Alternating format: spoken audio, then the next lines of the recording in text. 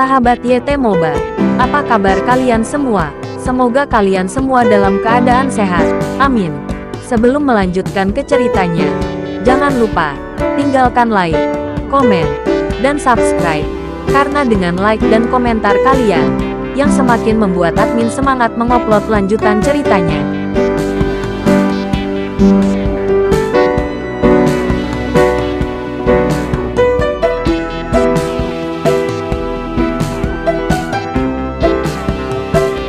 Episode 514. Kisah Ariel, anak bos besar yang berpura-pura culun. Kejutan masih terjadi, tetapi tidak ada yang panik. Jelas semua orang terbiasa dengan hal ini. Sama seperti makan dan minum, yang mana membuat Ariel merasa semakin aneh. Dengan gempa yang sering terjadi, inti bumi masih bisa kokoh. Bagaimana mungkin? Dan jika lokasi mereka saat ini benar-benar berada di bawah tanah, sama sekali tidak mungkin gempanya begitu lemah. Kecuali, yang disebut pusat bumi hanyalah kesalahpahaman dalam pemahaman mereka, atau itu adalah bom asap dari sebuah nama. Di penghujung waktu tayang, yang lain kabur dengan tergesa-gesa, seolah tidak ingin berada di ruang yang sama dengan Ariel. Segera, hanya Ariel yang tersisa di tempat kejadian menghadapi situasi ini. Ariel sedikit tidak berdaya. Inti bumi menampung penjahat paling serius di dunia. Sebelum dia datang, dia berpikir bahwa orang-orang ini semua memiliki karakter yang sangat galak.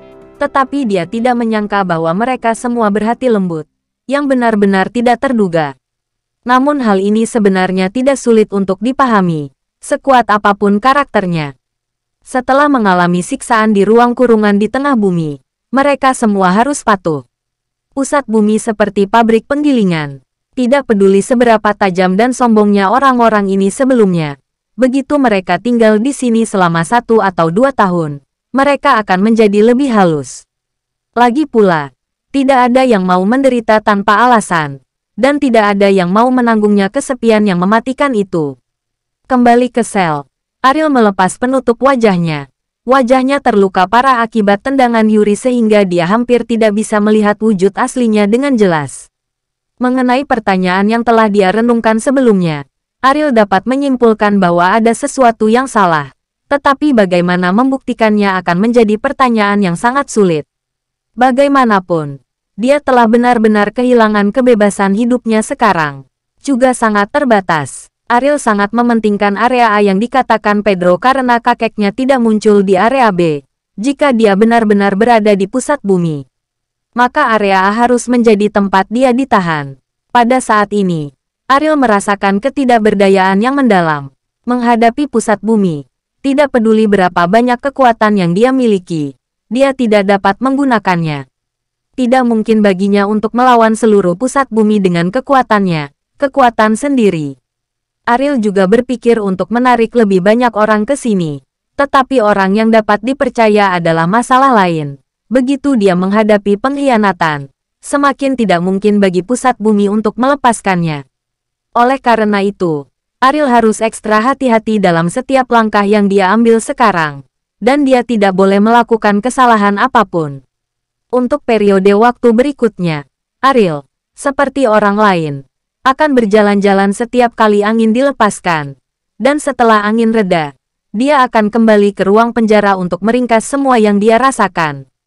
Setiap kali muncul di atas panggung pasti akan membuat orang merasa ketakutan. Bayangan iblisnya telah sepenuhnya terbentuk di tengah bumi. Tidak ada yang berani mengotak-atik. Lagi pula, dialah yang melukai Yuri dengan parah. Saya tidak tahu berapa lama telah berlalu.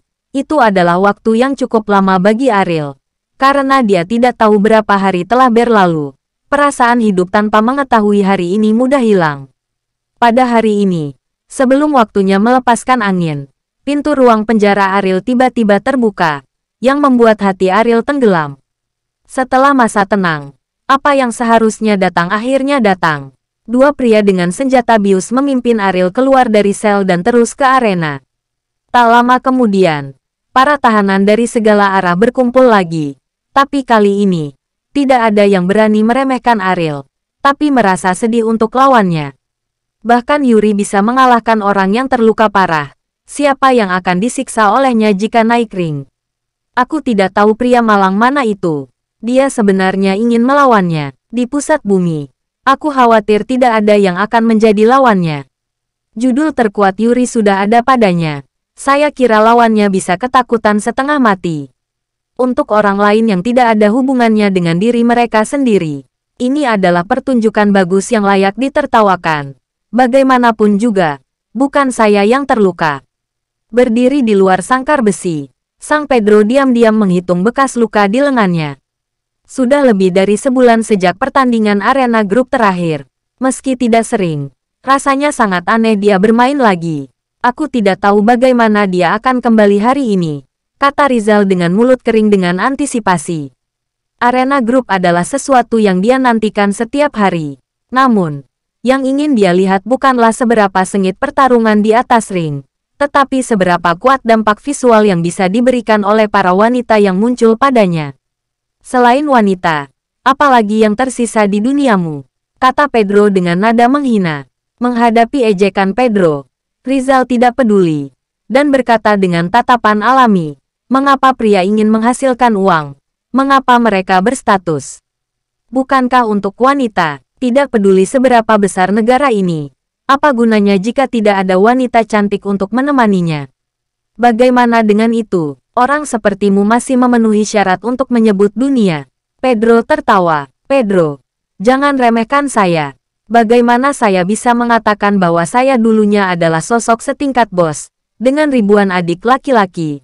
Dan saya juga memiliki wilayah sendiri, kata Rizal dengan bangga, seolah memikirkan kemuliaan hari sebelumnya. Pedro menggelengkan kepalanya. Dia benar-benar tidak menyukai bos seperti ini. Terus terang, dia hanyalah pemimpin bajingan. Pada saat ini, suara yang dalam terdengar di seluruh arena. Hanya satu orang yang bisa keluar dari ring hidup-hidup. Kalimat ini langsung membuat heboh. Apalagi beberapa orang yang sudah dipenjara di sini lebih dari 10 tahun malah lebih kaget lagi. Karena sejarah. Tolong, kecuali Yuri yang tidak sengaja membunuh seseorang, tidak ada yang pernah kehilangan nyawanya di arena grup.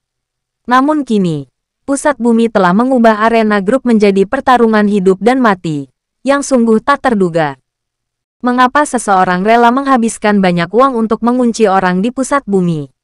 Alasan utama untuk ini adalah musuh mereka, dan nilai mereka. Orang-orang itu tidak ingin musuh mati, dan mereka tidak ingin musuh muncul di luar. Jadi mereka mencoba menguncinya di tengah bumi.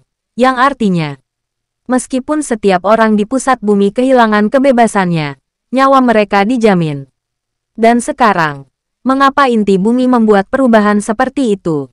Tepat ketika semua orang membicarakannya, Rizal berkata kepada Pedro, ini juga merupakan perubahan yang dibuat oleh jantung bumi khusus untuknya. Sepertinya jantung bumi harus membuatnya mati. Pedro itu mengangguk. Aturan semacam ini jelas tidak berlaku untuk semua orang jika tidak, itu melanggar nilai keberadaan inti bumi. Tapi siapa sebenarnya dia? Layak untuk penargetan seperti itu. Aneh sekali. Pedro mengerutkan kening. Bingung. Apa yang aneh? Rizal bertanya tanpa tahu kenapa. Pusat bumi ingin dia mati. Ada banyak cara. Mengapa kamu harus membunuhnya di atas ring? Bahkan Yuri pun bukan lawannya. Siapa lagi yang bisa mengalahkannya? Kata Pedro bingung. Ini kebingungan terbesar dalam hatinya. Pusat bumi sepertinya ingin membuat orang ini mati, tetapi menyerah dengan cara yang paling langsung dan sederhana, yang terlihat sangat aneh. Kamu benar-benar membangunkan si pemimpi hanya dengan satu kata. Rizal juga mengerutkan kening. Membunuh orang bukanlah tugas yang sulit. Untuk pusat bumi, membunuhnya tidak lebih dari sebuah perintah, dan tidak perlu membuang sampah sembarangan waktu. Tidak bisakah tujuan dari pusat bumi agar dia mati? Rizal bertanya. Kepala Pedro penuh dengan kebingungan, dan dia tidak tahu alasannya. Atau, seseorang ingin menyiksanya perlahan, dan tidak ingin dia mati terlalu cepat. Lanjut Rizal, ada kemungkinan tertentu dari kemungkinan ini. Tetapi Pedro merasa bahwa semuanya tidak benar. Sejak dia muncul, inti bumi tampaknya telah berubah. Tidak masalah. Mari kita lihat apakah dia bisa lolos dari bencana ini, kata Pedro. Pada saat ini, wanita yang menjadi trofi muncul. Wanita yang sama dari terakhir kali, tetapi berpakaian lebih terbuka, yang benar-benar membuat orang-orang yang menonton pertempuran bersemangat. Rizal terus menelan air liurnya, dan dia tidak tahan dan meninggalkan matanya sejenak. Tapi Pedro hanya menatap Ariel, dan sama sekali tidak tertarik pada wanita di sini. Selanjutnya, lawan Ariel juga muncul. Itu adalah wajah baru, dengan tubuh bagian atas yang telanjang, memperlihatkan otot-otot yang luar biasa dan bekas luka yang tak terhitung jumlahnya. Dia jelas merupakan sosok yang telah teruji dalam pertempuran. Bersambung.